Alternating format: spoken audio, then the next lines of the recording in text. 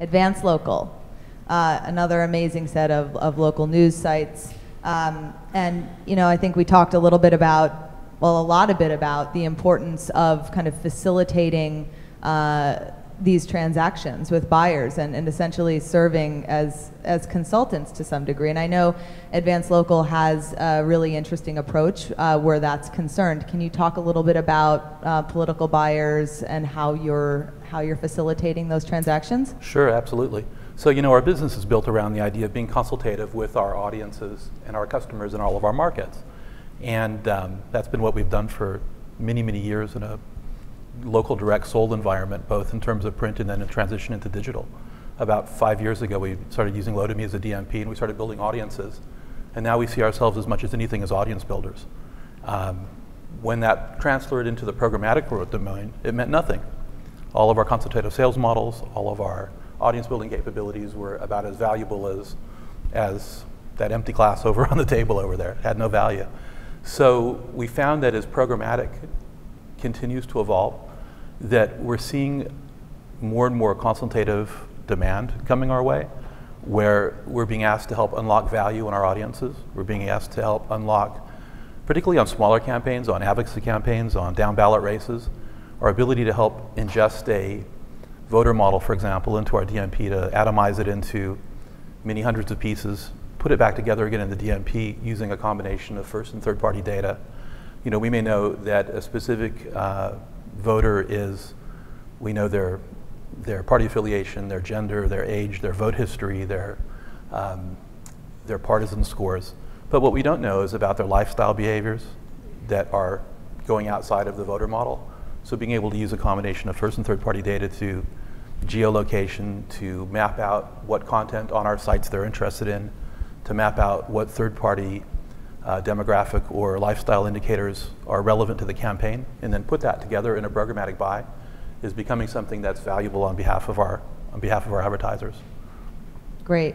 So I think one of the transitions that we've been going through as an industry, publisher specifically, for a while now is with regard to sales teams. Mm-hmm. And do you have integrated sales teams? Do you have how do your local sales teams work with your national? How does that work with programmatic? Mm-hmm. I think particularly for local markets, that's been a challenge. But Advance seems to be doing a pretty stellar job. Can you talk about what you've done there? Sure. So we really respect the hard work that our local sales teams go through to be able to deliver revenue to the business every day. It's really a hard place to be today. If you're selling digital in a crowded, competitive environment in a local market, it's not easy. And we very much respect that.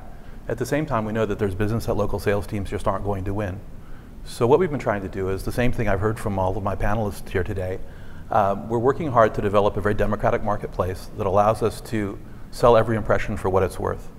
Our worst case scenario would be to sell a $90 eCPM for a very rarefied individual that we see coming in through header bidding as an auto intender in a local market without purpose or intent around doing that.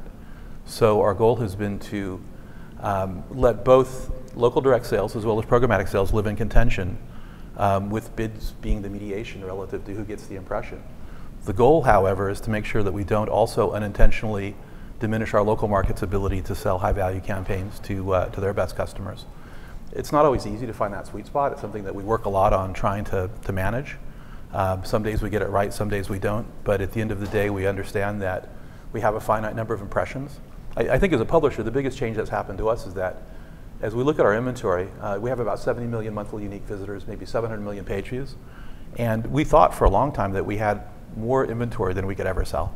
The notion was that, Susan, I see you nodding, there's not a problem here, right? We could just do whatever we wanted, it's going to be okay. And now we recognize that we have in the range of impression numbers he talked about to sell every month, and we have to use them all wisely. Everyone is a limited, precious thing. And finding a way to do that in contention with a local sales team sometimes, but also in support of a local sales team, is the art form that we're trying to really get right. Great.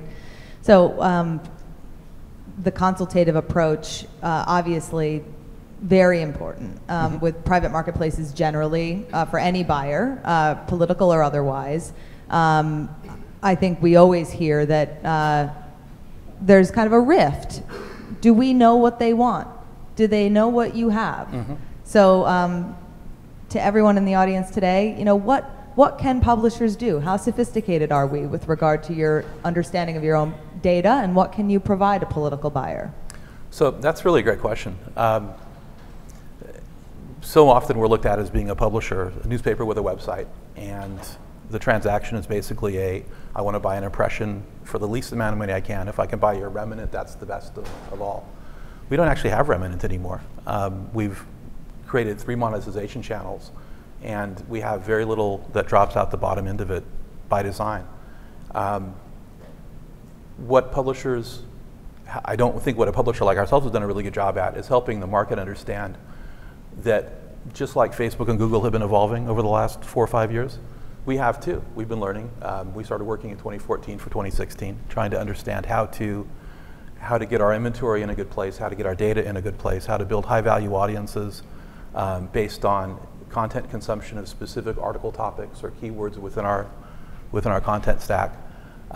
Making that available, making that insight available has been a real challenge for some of our buyers. They just don't get it. And I understand why, but I wish we had a more efficient mechanism of helping them understand that our targeting capabilities are sophisticated in relation to what we were doing just 2 or 3 years ago.